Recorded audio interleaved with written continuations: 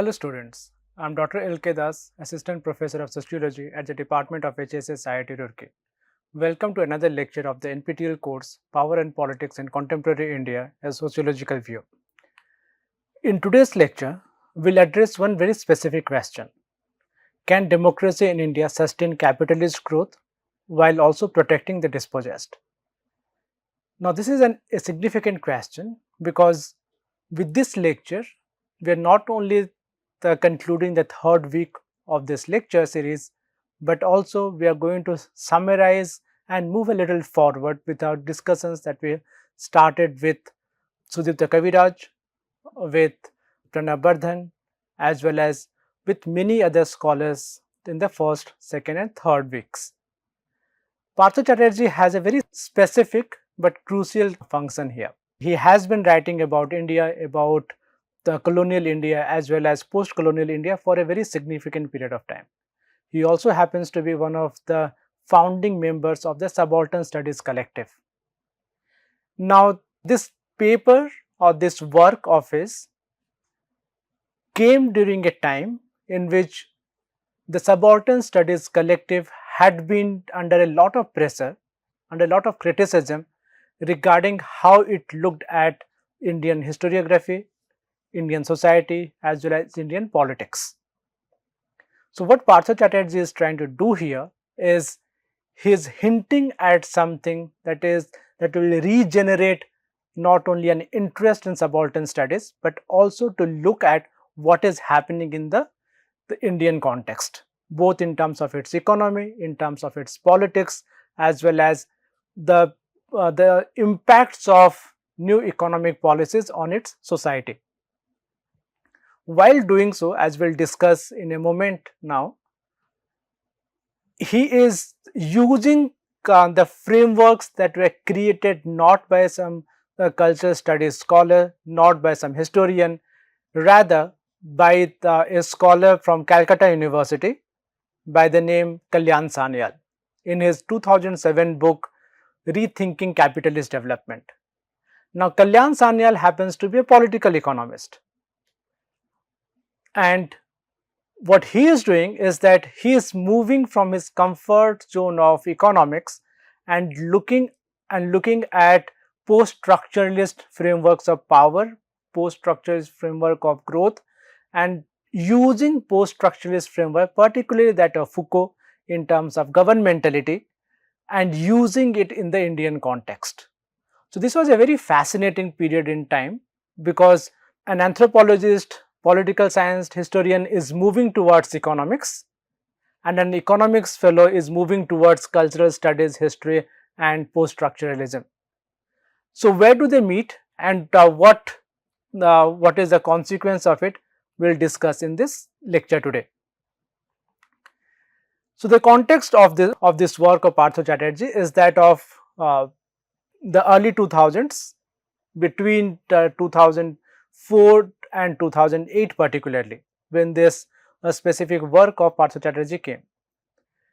So, this was a high growth period in which we had 8 to 9% GDP growth every year, and as a matter of fact even quarterly the growth were even higher than that. There was a booming of middle class, IT industries were all over the place, and India was on the verge of taking the great leap forward. So, 2005 we had already the Parliament of India had already cleared the Special Economic Zone Act, through which vast areas of land in India were to be given to corporate entities in order to have export-led growth. And this could be hundreds and thousands of acres of land, and we are following a method that was already a big success in China. So this was a period in Indian history in which, or in contemporary Indian history, in which we have high growth, jobs have also coming to picture, there was a booming middle class, booming consumption, but at the same time there were the farmer suicides. And if you read the P. Sainath's work, both in when he was writing for the Hindu as well as in his own websites and in his own lectures. You'd see the thousands of farmers were committing suicide during this period, particularly in the high growth states of Maharashtra, of Punjab, of Kerala, of Karnataka, of Andhra Pradesh, of Telangana. So, the frameworks, concepts that scholars had been speaking about, particularly whether they are traditional Marxist scholars or other mainstream scholars or even subaltern studies scholars, their conceptualization was unable to answer this paradox. So, Partho Chatterjee, with the help of Kalyan Sanyal, wants here to make an intervention by bringing in subaltern studies and political economy together, something that Kalyan Sanyal had done. Now, in the previous two classes, we had discussed about Pranab Vardhan's dominant coalition as well as Kaviraj's reinterpretation of passive revolution. So, in these two, we saw that in the post-independence period, it was the dominant coalition was that of the bourgeoisie or the capitalist class. The second was that of the big or rich farmers class, and third was the bureaucracy. Somewhat similar was that of even of Sudipta Kaviraj's work. But passive revolution framework, as Sudipta Kaviraj had discussed about, his end was 1988. 1988 was still pre-neoliberalization period in India. So, his idea of industrial capital, agrarian elites and bureaucracy was quite valid. The same thing goes even with Pranab Vardhan. Chatterjee argues that with neoliberalization, globalization and privatization, 1991 marked a massive shift in historiography, political economy and society in India. Why? Because till 1990 we had all the industries were protected. We had state planning and relative state autonomy amongst how to deal with these different coalitions or different elite groups. Post 1991, post 2005, the corporate capital dominated. As I said, farmers were committing suicide, and these farmers are not always small and marginal farmers. They could be middle farmers, they could be rich farmers. With 1991, Indian government or the government of India and the state governments in India, they started to moving away from certain protectionist measures both in agriculture as well as in corporate. So, we had the IT industry, we had the pharma industry, we had the automobile industry, we had service industry, and all of them, they wanted a share in the growth story of India. So, the domination of bureaucracy, the domination of media, the domination of judiciary was a new phenomena that was happening in this context, because mind you, before the neoliberalization, or before, which is also called as LPG,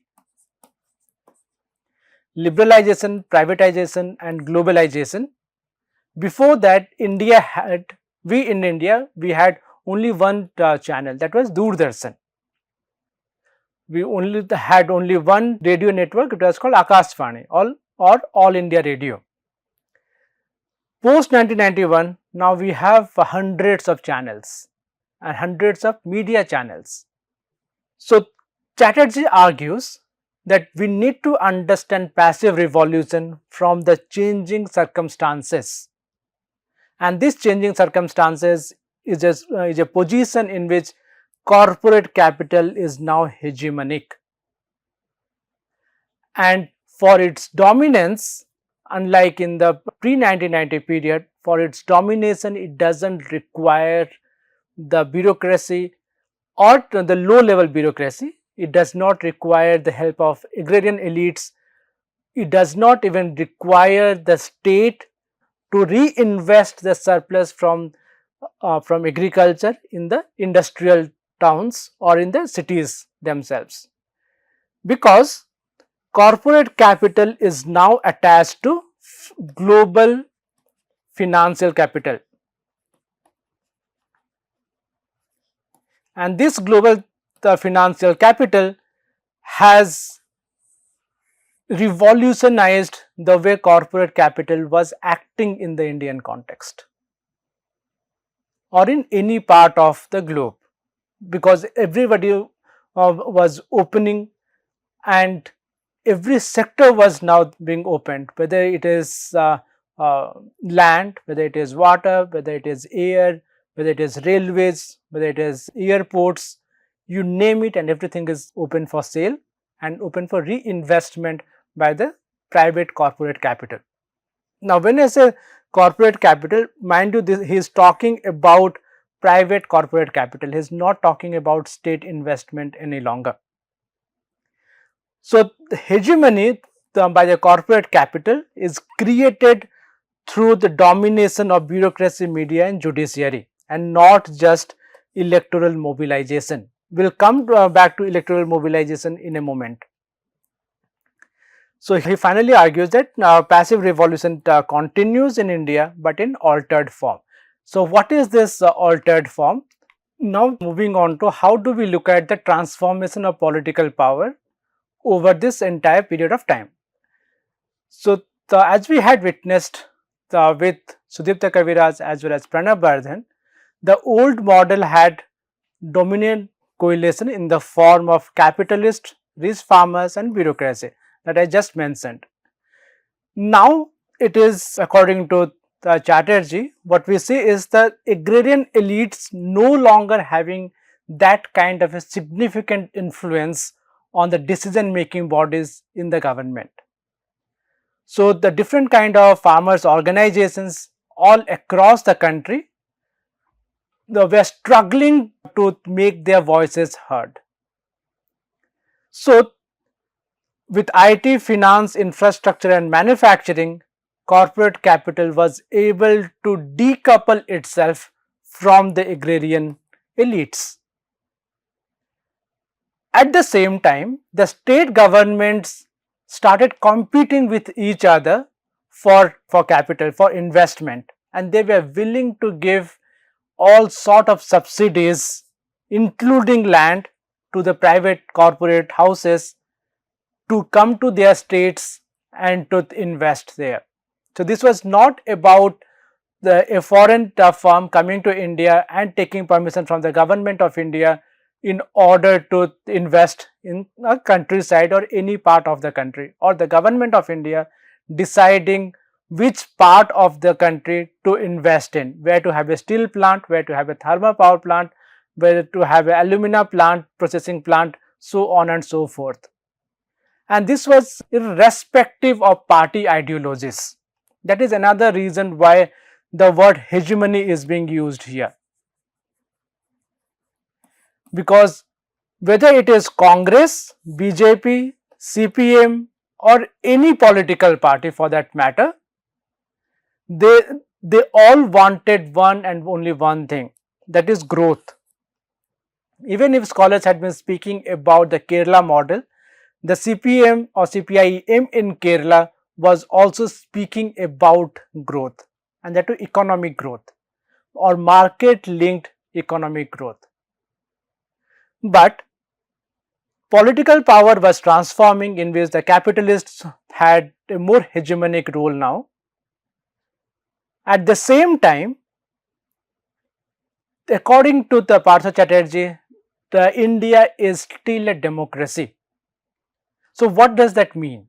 It specifically means that in the Western countries, when large scale dispossession of population took place, they had an option or an opportunity to migrate to either the new world, the Northern America and South America, but also to go to the urban locations there which are still emerging. And when this entire process was happening, these countries were not democracies or the way we understand democracy now. So, government, state governments as well as the government of India has a fundamental duty to also look at the poor citizens of the country.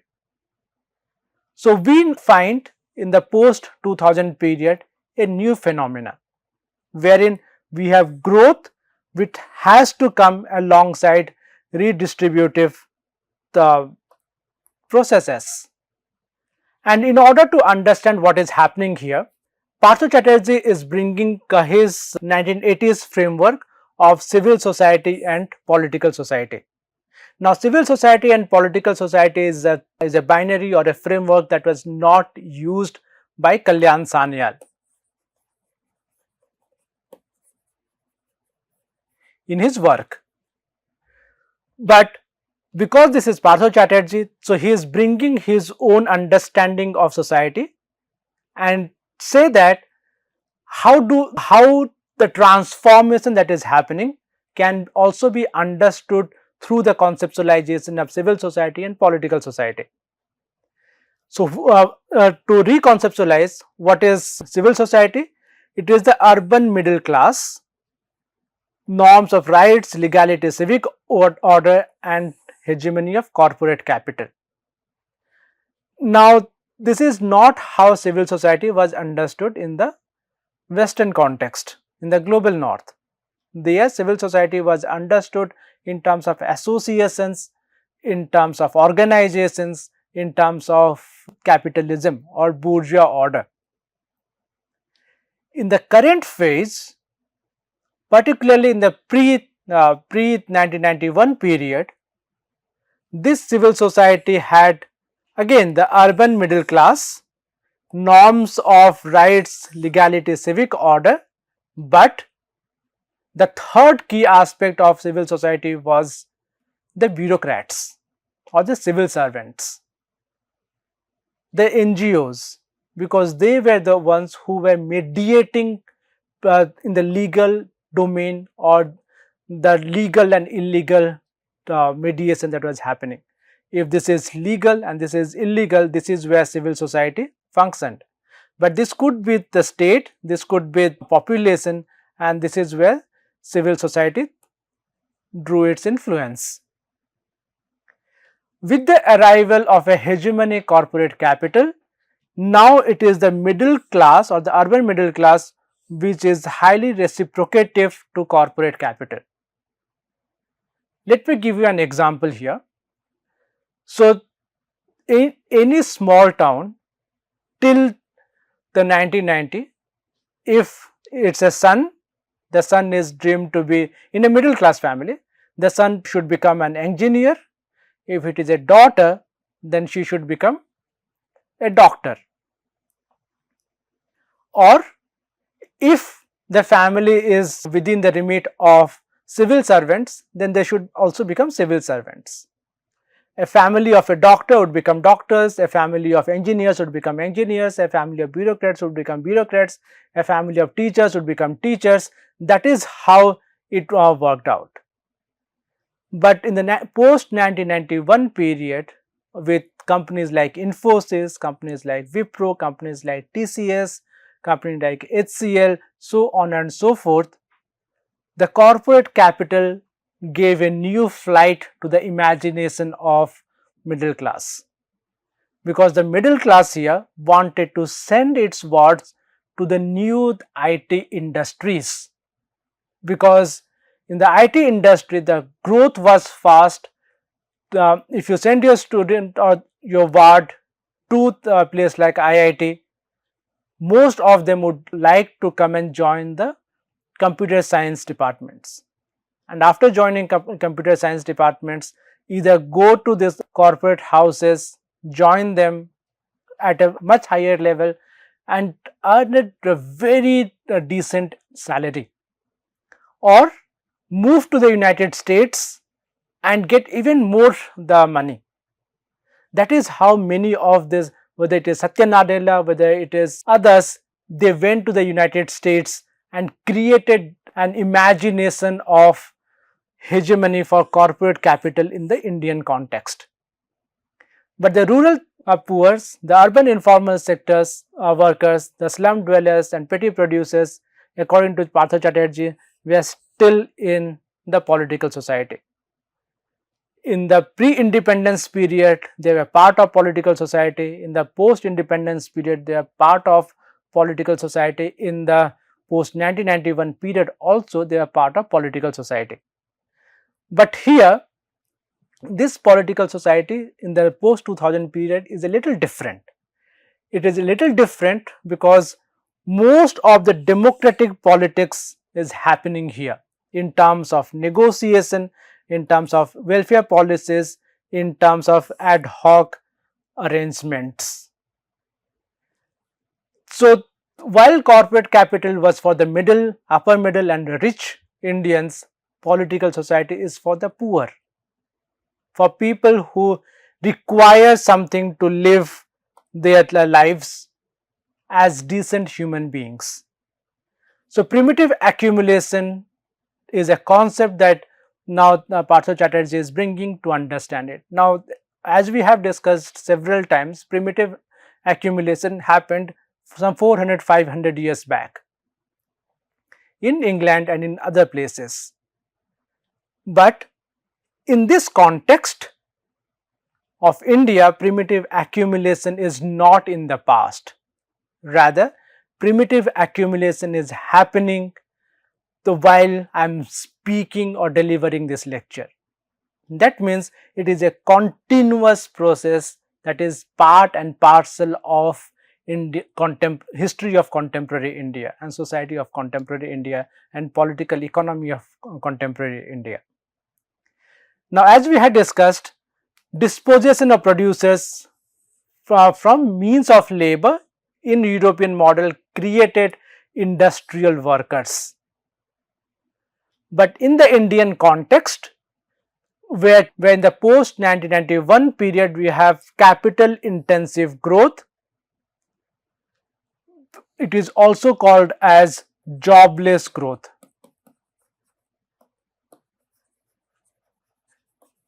And this jobless growth meant that in a place where there used to be the generation of 10 employees or workers, now it is being done by 1.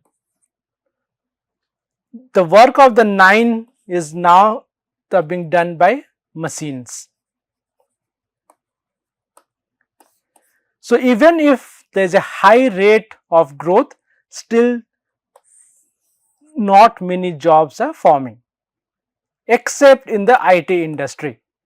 But not everybody can be absorbed in the IT industry. So, this way a surplus population has been created outside of the formal economy. Now, if you understand how Marxists understood this surplus population, they would understand that this surplus population is the reserve army of labor. That means that in any capitalist society, you have some people who are employed and another group of people who are waiting in the queue to be employed. In the new framework, that is not possible. Why? Because the formal economy has become either very small, or whatever it is, howsoever it is growing in terms of automation and in terms of machines, not in terms of human labor. So, the dispossessed from the capitalist interventions or capitalist growth are not being part of the industrial workforce, but they have to survive. If they have to survive, then the reversal of primitive accumulation must happen, because mind you, India is still a democracy and it is a duty of the state of India to mitigate the effects of primitive accumulation. And how it is done? It is done through welfare measures, through subsidies, through survival schemes or political necessities. One welfare scheme is that of giving a free or subsidized ration. So, when you get a free or subsidized ration, that means you are not sleeping empty the stomach. And because you are not sleeping empty stomach, so you do not have a requirement or a necessity to fight against capital intensive growth. But at the same time, education is also becoming very expensive, whether it is in government colleges or in private colleges. So, this population which is getting dispossessed and does not have regular work must find ways to survive, and the survival is that of what Kalyan Sanyal argues being part of a need economy. Now, need economy the same thing as informal economy? The answer could be yes, the answer could be no. The reason being that the formal economy of India does not employ more than 7% of its working population, whereas the informal economy employs almost 90 to 93% of its population. And if you are poor, you have no other choice but to work. You work till your death, because if you do not contribute to the family's finances, then there are higher chances that you will not get anything to even eat. So, this way we have different ways through which it is being done.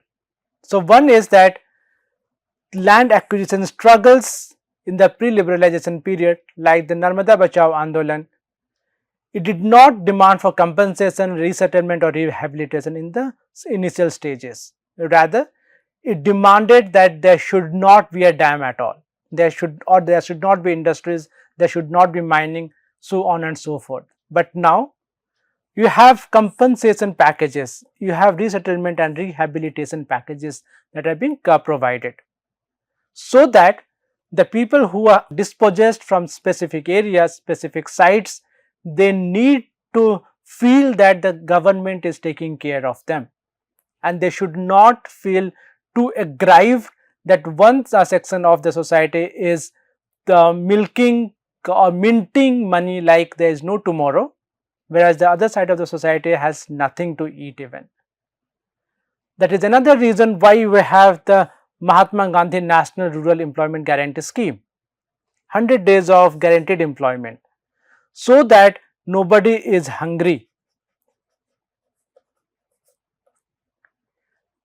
Another reason for the public distribution system, so that nobody is hungry.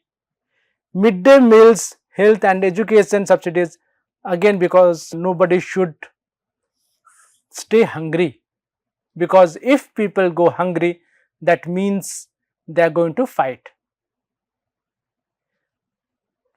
So, the land acquisition was taken care of, welfare schemes took care of hunger, micro credits were also given for the same aspect of survival and for hunger, and not for any sort of accumulation.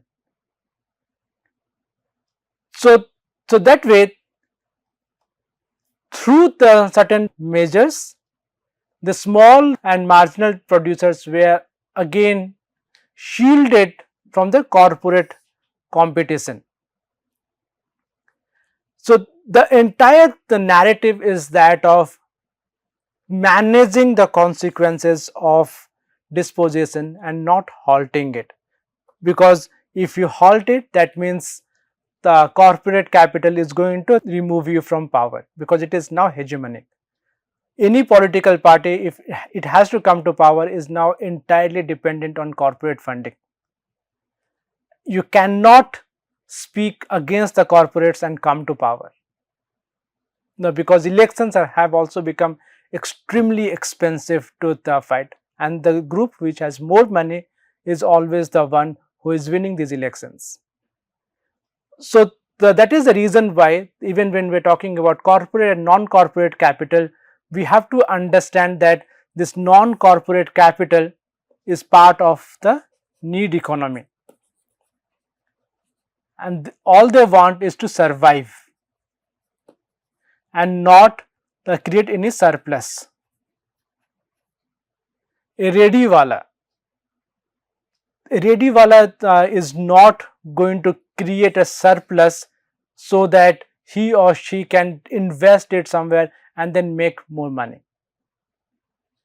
Maybe there are a handful of people who are able to do it, but most of the ready-walas do not have enough capital to survive even if there is no work for 2-3 days. Whereas for the corporate capital, it is about how many billionaires now we have. Is the number of dollar billionaires increasing from 10 to 20? Yeah, is the richest man now an Indian, or is the second richest man now Indian? So this is where corporate capital is also becoming hegemonic, and speaking, everybody is speaking in a language that, okay, the being rich is not bad, but being extremely rich is also not bad. So all of us have to aim to become extremely rich, because any one of us can become a billionaire. Look at, there are so many self-made billionaires. They had an idea, they used that idea, they got funding, and now they have become billionaires. So corporate capital has completely taken over civil society, and this civil society is now not even in dialogue with the non-corporate capital. The only mediating force between the two is the state, because the state, even now with the hegemonic role of corporate capital, is still trying to find its ground to maintain its democratic credentials. Without that, democracy will not survive. But the issue is not that of survival only. The issue is because the subaltern studies scholars for the longest period of time had spoken about insurgency, peasant insurgency in colonial India, one of the very famous books of the Ranjit Guha. But what the subaltern scholars are witnessing now, what all of us are witnessing now, is that there are no insurgencies. Tribals are not insurgents, peasants are not insurgents, rather they are coming to the negotiation table and they are arguing that give us schools, give us panchayat offices, or give us welfare offices. So peasants are no longer revolutionary in the way subaltern studies scholars and others had looked at them. Rather, if nothing is happening with them, either they commit suicide or they become part of the survival strategies. How do I survive from day to day? So rural politics is about, okay, a factory is going to be factory is going to be installed here, and I have got 2 acres of land. My struggle now is not that the factory should not be there, but can I get 1 crore for each of these acres? And through that, these 2 acres from where I was not getting much has now made me a crorepati. So this is a very qualitative shift that has happened according to the Partha Chatterjee. And as I said, it is all about democracy. Without democracy, the role of the state as a mediator would not be there in the first place.